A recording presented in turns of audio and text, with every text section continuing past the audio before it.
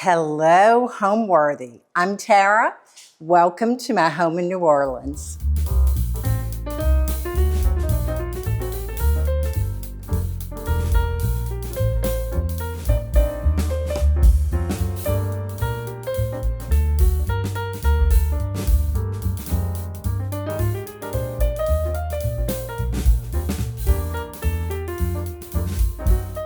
You're watching Homeworthy, where we believe every home has a story. My name's Tara Shaw. I'm from New Orleans. I want to welcome you to my home. I'm a designer, importer, and author. I first saw this home when I moved to New Orleans in the late 90s, and it was under construction then. It took about 3.5 years for the owner to build it. It's a Haussmannian style home. The fellow that had it built was a Francophile. He had seen the home when he was in France. He hired an architect, Barry Fox, to design the home. It was steel frame construction, all hand-laid stucco. So it was the most amazing process. I would walk by this home and watch the transformation over 3.5 years. And they put that beautiful slate roof on top with the mansard roof. And it was just love at first sight for me. And I kept thinking, I would love to build a house like this. Well, it went on the market in 2004. And my realtor invited me. It was more than I wanted to really spend on a home. And she said, why don't you just come look at it? And when I came, it was just like a beehive of realtors all working their phones. And I thought, well, I'll never get this home because it's really out of my budget. But the house did not sell. And I drove back around. I saw it was still for sale. I called my realtor and they said, would you please submit an offer, which I did. So I bought the house in 2004 as a single woman. I was so excited. The house hadn't completely been finished, so I started working on bathrooms, just, how do you eat the elephant? Well, it was really one bite at a time. But because I'm an importer, I had so much furniture. So I easily filled this home, and it has been my test kitchen this whole time. Like, I'll test out things I would never test in a client's home here. So it's been a wonderful ride. And I got to create a sanctuary here that I just love pulling into. Okay, welcome to the living room. My husband and I and our whippets spend the majority of our time in this room when we're downstairs. Now, this portion of the living room is anchored with this beautiful custom molding in this alcove that has 3 French doors. What I love about them is you can just open these and walk out to the pool or keep them open. And you can hear the fountains in the background that are so soothing. The anchor in this room is this fabulous table. I bought this in Le Mans, France at a déboulage. It looked nothing like this, but it is filled with wormholes, which actually helped me date a piece of furniture. So I know this is from the 18th to 19th century. It's got a bronze jardiniere on top that will keep filled with fresh flowers. The sconces are empire. I just love anything with a face or a hoof or a paw. Now, the art, to balance this out, you're going to need big contemporary art for me to really work in a space. And I have a pair of these David Corinos. It's a fascinating history on his art. They all tell stories. Actually, he would get letters from Helen Keller and all these famous authors, and he would then do a contemporary imprint of this for a large large scale paintings. So I anchored the room with 2 of these. You know, I bought this piano. It was one of the first things I ever purchased.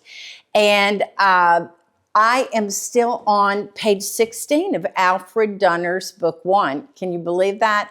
But still, I love looking at it. It's a piece of art for me. In the corner, we have a mid-century Swedish chaise from Arnie Norell, one of my favorite designers, and a clock from England that is sexy and heavily carved. The banquette in the second half of our living room is 18th century Swedish. This is the original patina. You know, I refer to Swedish furniture as the classic white shirt. Timeless, elegant, mixes well with other periods and styles, covered in a mohair, 4 Toonie pillows. As you come this way, for century, I did a Belgian sofa. This is the essential key to comfort in this room because it just surrounds you with that down and foam cushion, and it's a perfect 2-person dog sofa. And just add whippets is my key to comfort. In the coffee table, this is Gaia Lenti, and she was one of my favorite architects, and then she got into furniture. So I'm proud to have one of her tables. She was a mid-century hero of mine. This is David Bourgeling. He is a New Orleans artist, and I like to use, locals' work if I can, whenever I can in design projects. I like to see these glass eyes that are on this 18th century Spanish mirror. But, you know, one of the things I like about antiques is they're not pristine. I didn't try and make it pristine. I want to live with the imperfections because basically that's what my life is filled with. And this is Sister's toy box. If you lift this, you are going to see years of toys in here. You know, one of the things that I will always have in my purse is probably a dog toy or a dog treat. And these are Italian processional batons. Now, this would be 17th century. They've got mirrors in that gilded finish, hand-carved gilded finish. Now, they would carry these before the king or before a pope. So I just like the history there, just leaning on the wall. Now, the chaise is French and comfortable. You know, when they were working on mid-century furniture, it was really all about the ergonomic form. So, love that. And this houses our television. So this is an 18th century Italian armoire that has been fitted for our TV. So, and for our Sonos, I should have French music playing in the background though. So I like it. I'll hide televisions and all sorts of stuff in an armoire. So super practical for me. So to keep neutrals interesting, I think that's where you layer in patterns. So whether it's the Fortuny print, and my texture and interest in the room is with different fabrics that you can actually read with your eyes. And of course, interesting art. So there's that balance. You have mohairs and plush faux furs, textural prints that would encompass African tribal feel. And I think that bouclés, which will never go out of style, and leathers add to that element of just luxury without having color. What I love about the home is it is very elegant and stately, but it is extremely casual once you enter into the front doors. And it is relaxed elegance. I lost the roof of the house during Hurricane Ida 2 years ago. And so basically, I thought I was finished with the home at that time, but what I did was I turned that lemon into lemonade, and I just redid so many of the rooms, just re-envisioned them. And my favorite room in the house is really the kitchen.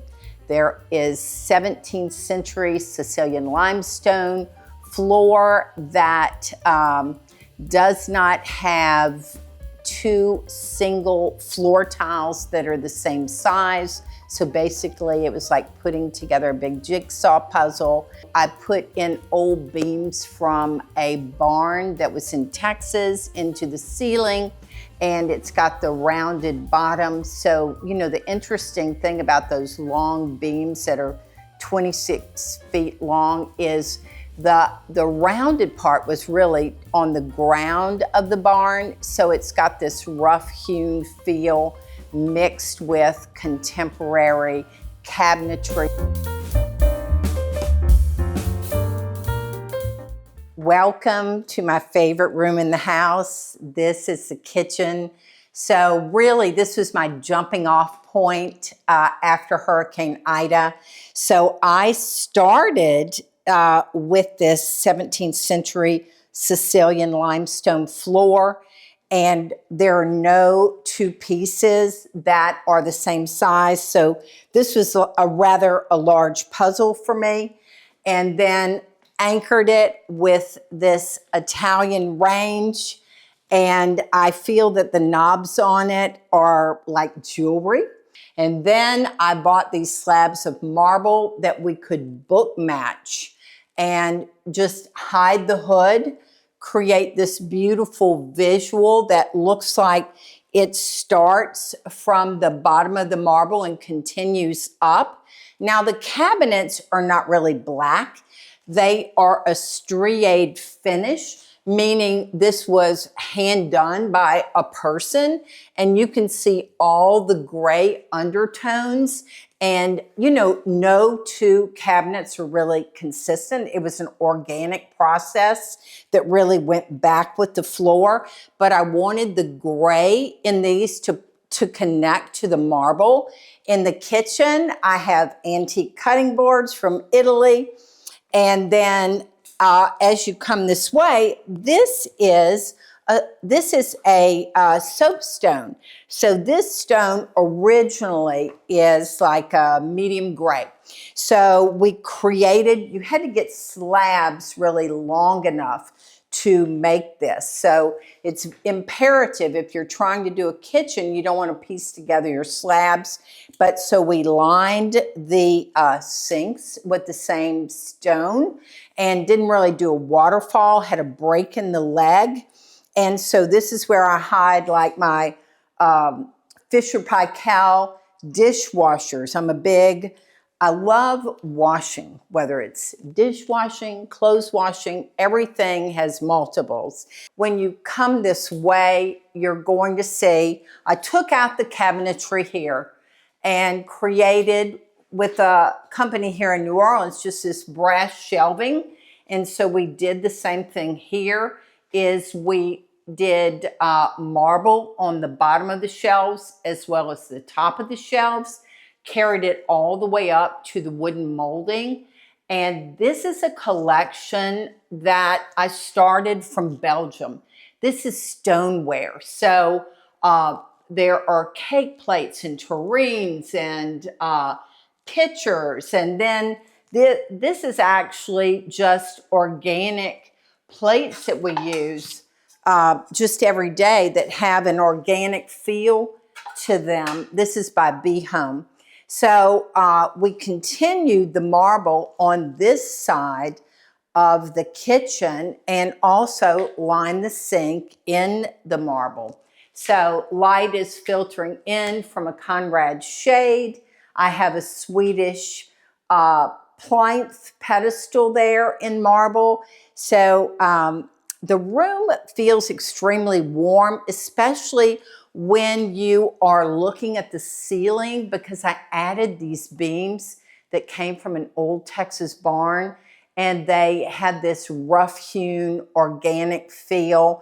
So it feels collected and layered, even though it is a neutral. And I think the movement in the stones and the difference in the floor adds so much warmth. The fireplaces in the home are made out of limestone, very minimal burn logs, and the mirror over the fireplace is part of my Century collection. We do that not only in the gold tone, we also do it in the silver.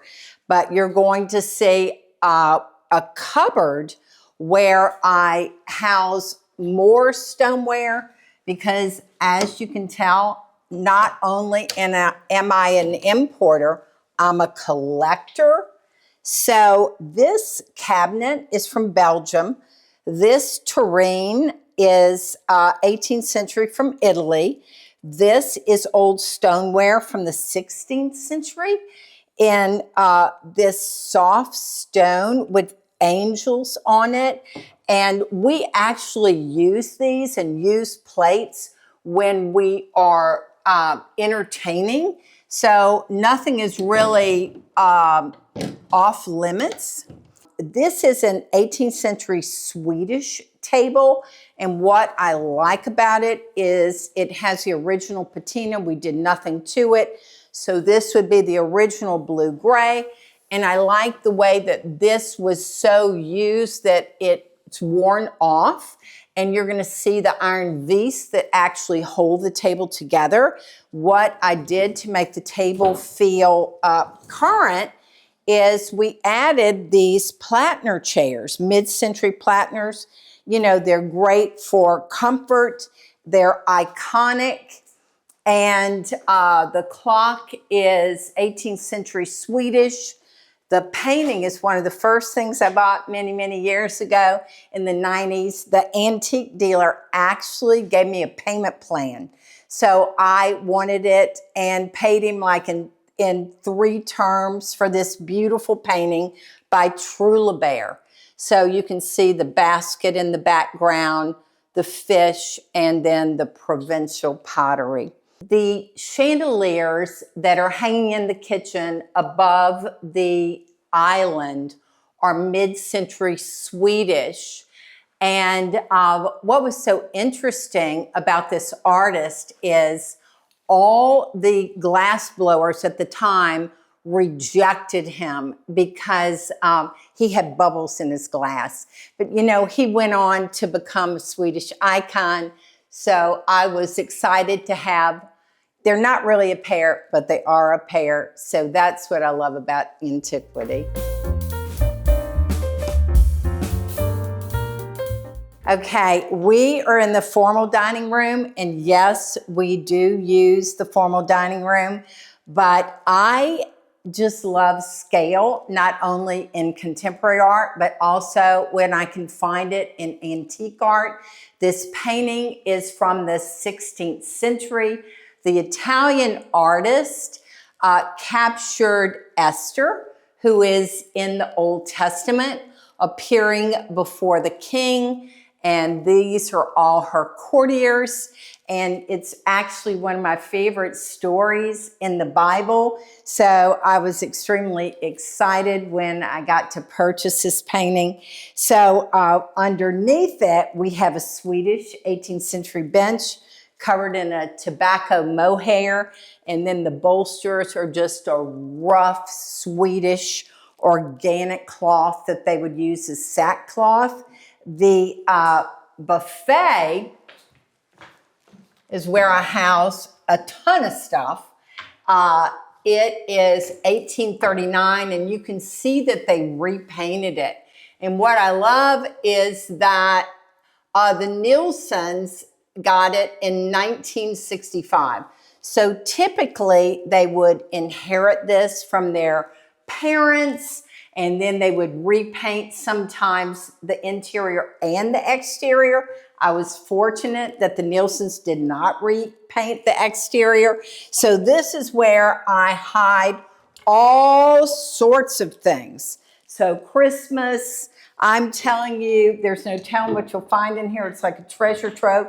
Sometimes I don't know what's in there. So it's always good to just forage through there for vases. So this buffet decor anchors the space. You know, in a room, when I'm designing the room, I always work with height. I have staggered height, whether I need tall pieces to balance out the lower pieces. This is a Swedish bergère, but we use this table. My husband is number 8 of 10 children, and we use this big round table with all these chairs for not only dining, because when we hosted Christmas, we had 30 people, but you know, someone will claim this table. Afterwards, we'll play a game called Left, Right, Center, which is a card game. It's absolutely hilarious. And a table this size, which is 72 inches of a mid-century table, is the perfect thing for rolling dice. But here we have one of my favorite chairs, Savonarola, another mid-century layered into the piece. This is David Lappin. He is was from Alabama. I don't quite know where he is now. We have it on an iron plank. And then the anchor in this corner of the room is this beautiful limestone plaster mirror. We have it in the Century Furniture line. I just took these 2 lamps from my showroom, so basically I could be my best customer. And this is a mid-century, like one-off piece that I found in the fields in Avignon, France, my last trip. It is all on top of Italian console that is from the 1700s that has beautiful water gilding. But so, you know, I like the imperfection of it. So it's missing some leaves, but it's just what I want to come home to. You know, as you collect, and because I work in Europe, I am constantly shipping in big 40-foot containers. So I will add pieces, you know, European mid-century, or swap out an antique and put it in my showroom, which is 2 blocks away, to sell. So the I would say the style of the home is European contemporary with heroes in every room. In other words, every room is anchored with an antique. We work around it with mid-century and add some casual contemporary seating, and that's the vibe of my tribe.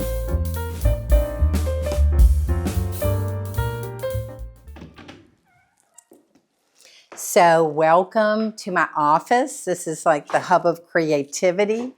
I re-envisioned this after I lost the roof. It was a red Pecky cypress, and this took many, many coats of bleach to take the red out of the floor and also my bookshelves.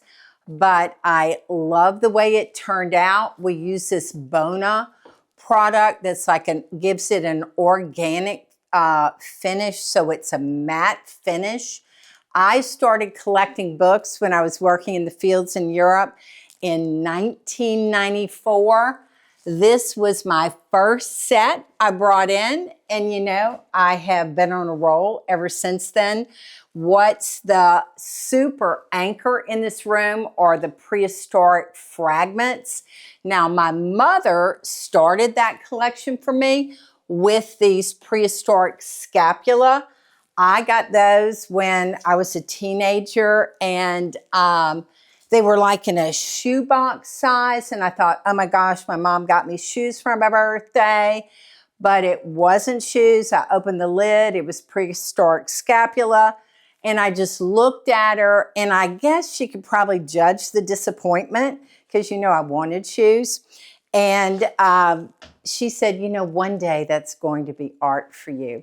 So I appreciate that. To this day, I remember that, because when I started seeing these collections in Europe, I started purchasing them.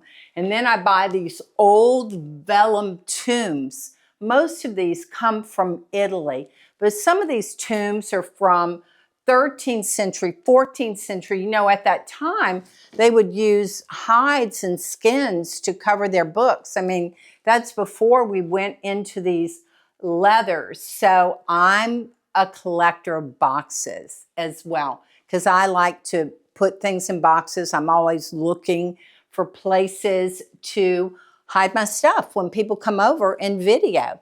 But so I encourage clients to start a collection. I think that's one of the most fun things, because I'll be traveling throughout Europe and I'll bring back several things for myself to add to my collections.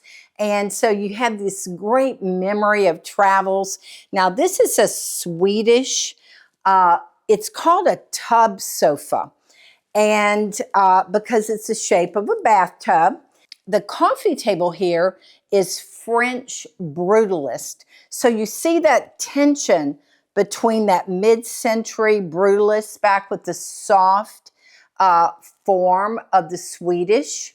And then, it's a working office. I've gotten, printers and all nonsense in here that we have to have just for really function. And these are superb man chairs. These are mid-century Italian, covered in a texture as well. Men get in it, don't want to leave. They kind of like the office too. I think this is one of the rooms that I probably get the most comments about, is my office. They like the collection. They like the fact that I had painted the bottom of this cabinetry. I did what most people won't do. I love to take risks. So we bleached the top and I painted the bottom in satin. And as we come this way in my office, you're going to see my desk. It's French from the 1800s, really a working desk. And the secretary is from Lucca, Italy. So the sheep, mid-century, right here, if you can see him. I have a thing for sheep. So we are just part of this eclectic, but there's a lot of continuity here with the rest of the home, because I redid all the floors in that organic Bona finish. And so it tied it all together, because there's that thread of black.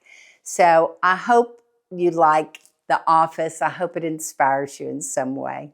Now we are leaving my office, transitioning into the entry of the home. It has limestone floors. The center diamond is in a Paradiso marble.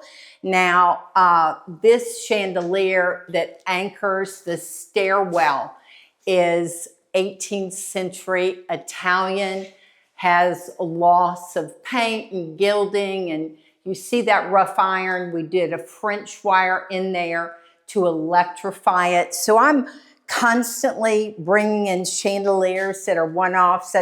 I had one of my biggest chandelier finds this last trip. So I'm looking for things like this that are like one-of-a-kinds. These contemporary totems are from Evelyn Jordan. They're a New Orleans artist. What I like is the balance of the contemporary with the Italian Medici console, original conforming marble. It has the family crest on it. This is a Roman soldier from the 1400s. A French oval mirror. They didn't do many oval mirrors back then. The powder room downstairs houses a painting from Italy, 1503. I found it in Alba, Italy.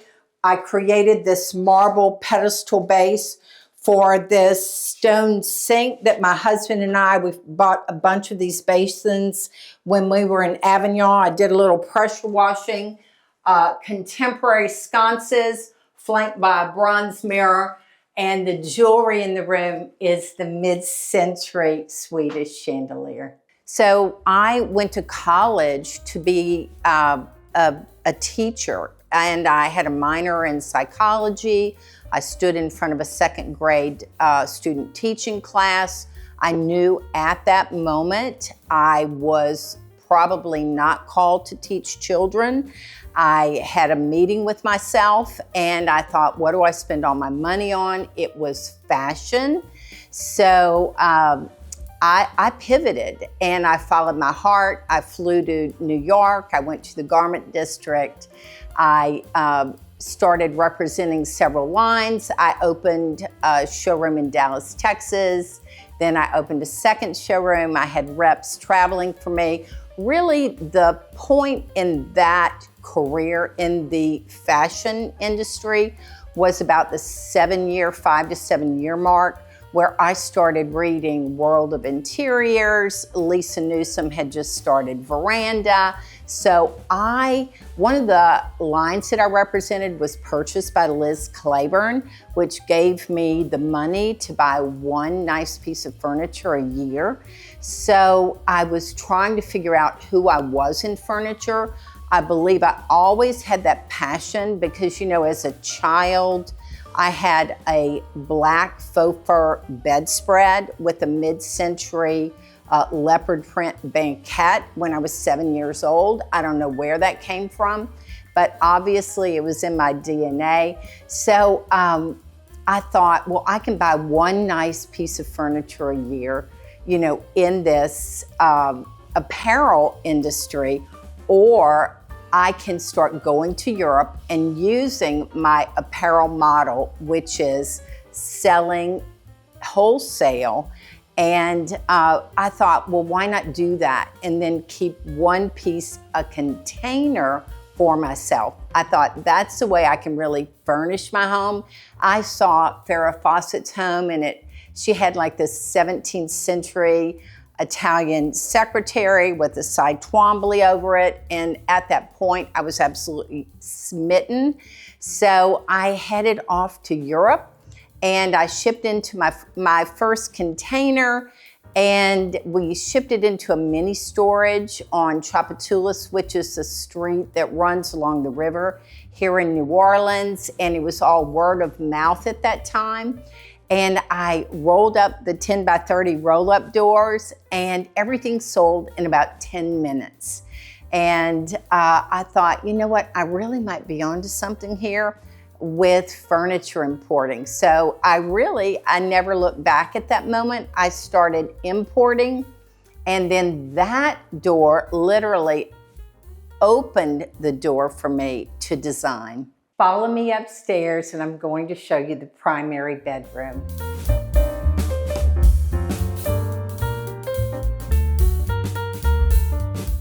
Welcome to our bedroom. So really this is a bedroom for three. My husband Robert Walsh and our whippet, Sister Luca. She sleeps right in the middle of us, in between those two pillows. So this is one of the beds that I make in my furniture line, Terrachal Maison. It is just a two-tone contemporary bed, but it is the balance, the juxtaposition to the 18th century Swedish bench that's at the foot of the bed. This is covered in a beautiful cravat couture mohair. We have a 19th century French chest. Love this hardware. And this is the original bronze. The lamps are Swedish mid-century. This painting I bought when I was in Parma, Italy, the last time I was there. And it's just serenity for me. Love climbing those stairs at the end of a long day.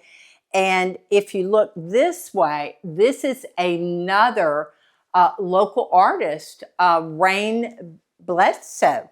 And this has, I had her add this crystal. This is chandelier crystal from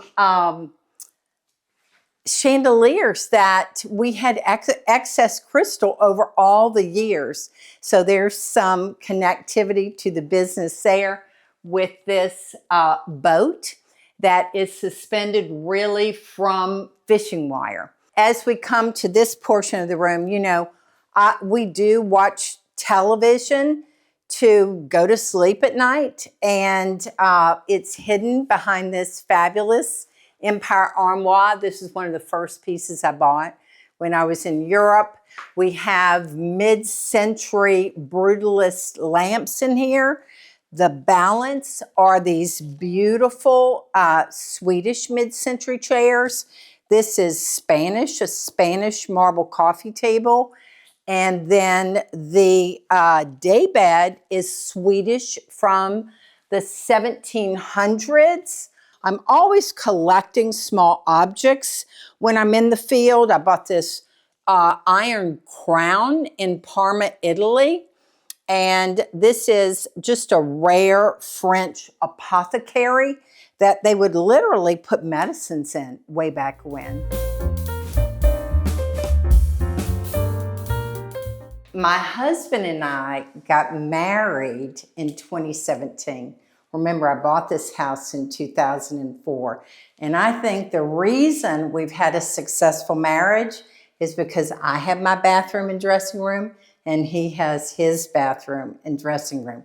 He had been a bachelor of 46 years, so I'm sure you can just envision what that looks like.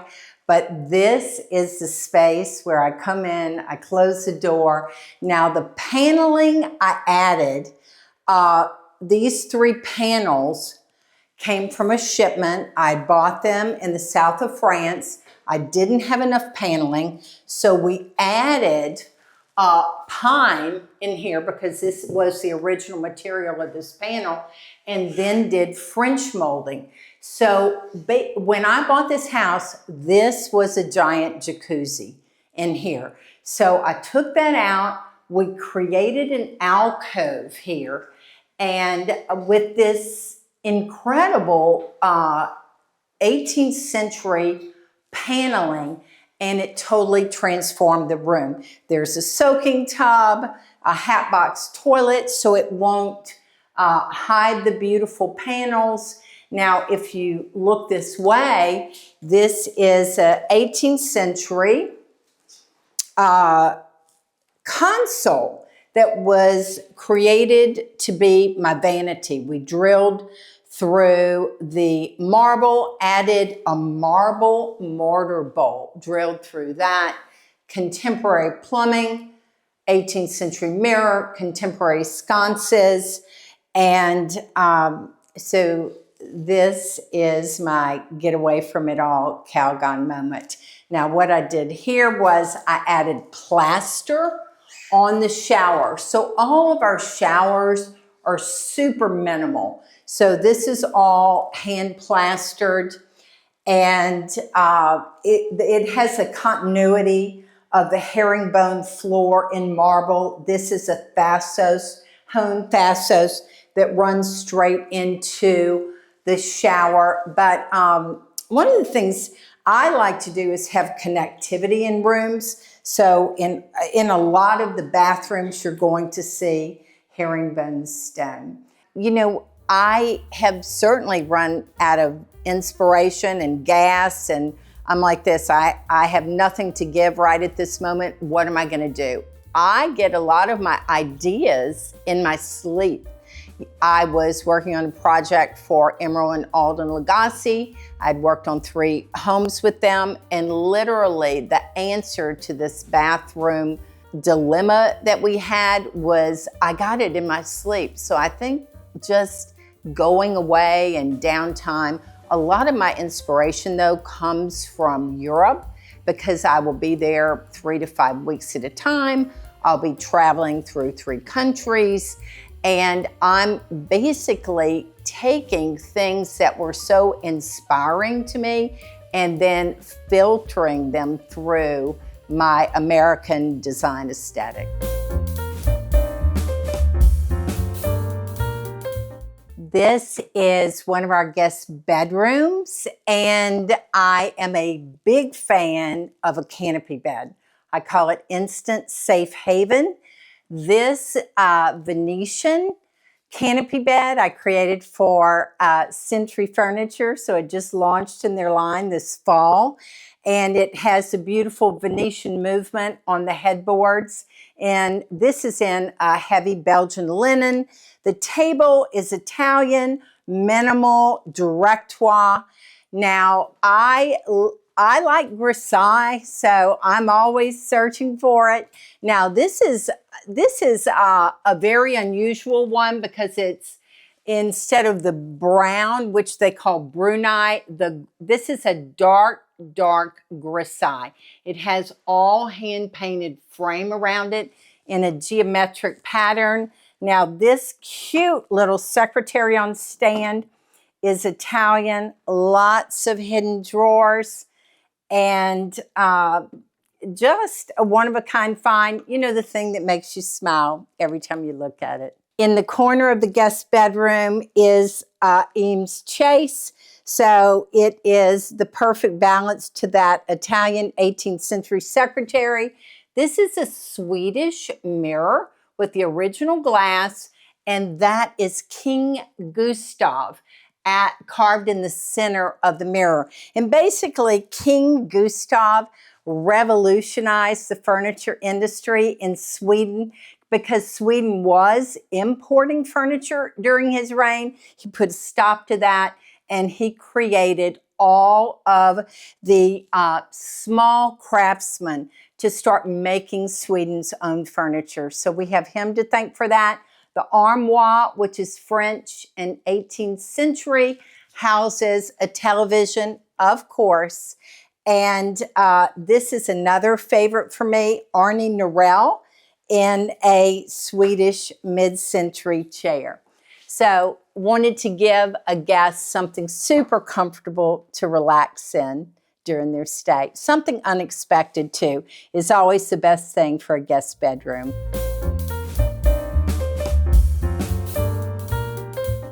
So take a tour with me in the back garden. One of the things about this property is that it was a triple lot.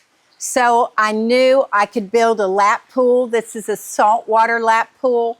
Added the fountains because I wanted to be in the middle of the city. I'm in a walking distance to restaurants and Whole Foods and the park, but yet you would never know it because once you come into this back garden, it's like you are in total privacy. The table is a Belgian bluestone, base is mid-century. The pots are from the south of France. They're from a town called Biot. And we have fruit trees, we have kumquat trees. And then in this area, I have orange trees and satsuma trees. But what I did was I anchored the garden with my favorite things, like on the coping of the pool, I added a pair of Sphinx. Now, you know, Napoleon was crazy about Egypt, and so that particular form came from the Napoleonic reign. We had this woman that I found in Bordeaux. She is amazing. She's in a sandstone from the 1700s. And if you just look this way, we are planted with about 17 or 18 Savannah hollies. I just put those in after the last hurricane, but I'd love to show you a seating area. So this is the reading and relaxing area under the umbrella. So the table is from the Renaissance, stone from the Renaissance, and then these are also little capitals from the Renaissance. So I believe antiques are made to be lived with, loved, and don't you think they really complement the contemporary, comfortable furnishings? I think they add this layer of warmth and sophistication. Just exactly what I need on a Saturday. I think the key to soul is for it to be a reflection of you or a client. I think their collected travels, the things that are important to them, it's the soul of the home. So your home is not like anyone else's home. It reflects you. Home, for me, is the place where I unwind, I feel comfortable, I let all the cares of the day or my work life, I leave them behind. I close the door. I press the clicker on the garage, and it's just this comforting feel where you don't have all these distractions. What I love about working in neutrals is it gives me this calm feel, and that's what I'm looking for in a home. Homeworthy, that was so much fun. Thank you from the bottom of my heart for taking the tour with me. But I have a flight to catch, and I will see you next time. Thanks for watching. Be sure to go to homeworthy.com for exclusive content, shopping guides, and so much more.